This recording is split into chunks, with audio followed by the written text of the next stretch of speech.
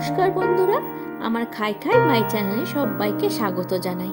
আজকে আমি কাশ্মীরি আলুর দম বানাবো। এখন শীতকালের সময় সব কিছু ফ্রেশ টাটকা সব সবজি দিয়ে কত সুন্দর ঘরোয়াভাবে রেস্টুরেন্ট স্টাইলের মতন হবে।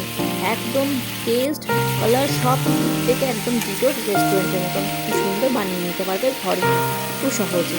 তো প্রথমে আলুগুলোকে আমি খোসা ছাড়িয়ে নিয়ে নুন হলুদ দিয়ে খুব ভালো মতন আমি একটু ভেজে নেবো সর্ষের তেলে।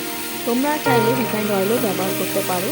তোমরা অনেকেই কী করে আলুগুলোকে সেদ্ধ করে না, বাট আলুগুলোকে সেদ্ধ করলে না আলুর যে একটা টেস্ট থাকে নিজের সেই জিনিসটা পাওয়া যায় না।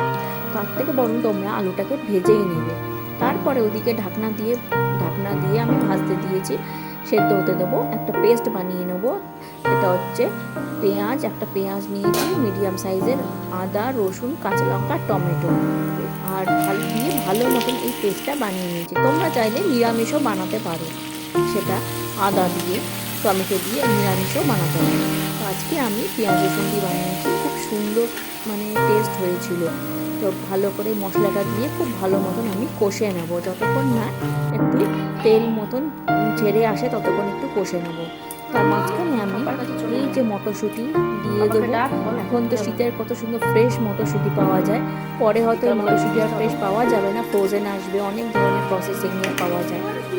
ফ্রেশ মটরশুঁটিগুলো দিয়ে খুব ভালো মতন আলুর সাথে খুব ভালো মতন কষে নেব। এখন সিজনটাই এমন, যে কোনো সবজি টাটকা টাটকা সবজি দিয়ে সব কিছু খেতে ভালো লাগে। তারপরে এগুলো কষতে কষতে আমি এখানে আর একটা পেস্ট বানাবো, সেটা হচ্ছে চার মগজ আর সাদা তিল বাটা। এটা দিয়ে অল্প একটু জল দিয়ে খুব ভালো মতন আমি একটা পেস্ট বানিয়ে নেবো। এটা দিলে পুরো একদম রেস্টুরেন্টে একটা কালার ফ্লেভার টেস্ট সব চলে আসে। তোমরা দিয়ে দেখো কত সুন্দর হবে, দারুণ লাগবে খেতে। এটা দিয়েও বেশ ভালো মতন আমি মশলার সাথে খুব ভালো মতন একটু কষে নেবো। মাঝে একটুখানি জল দেবো, জল দিয়ে পরে দেখো কত সুন্দর কালার চলে এসছে, দেখেই মনে হচ্ছে পুরো রেস্টুরেন্টের মতো।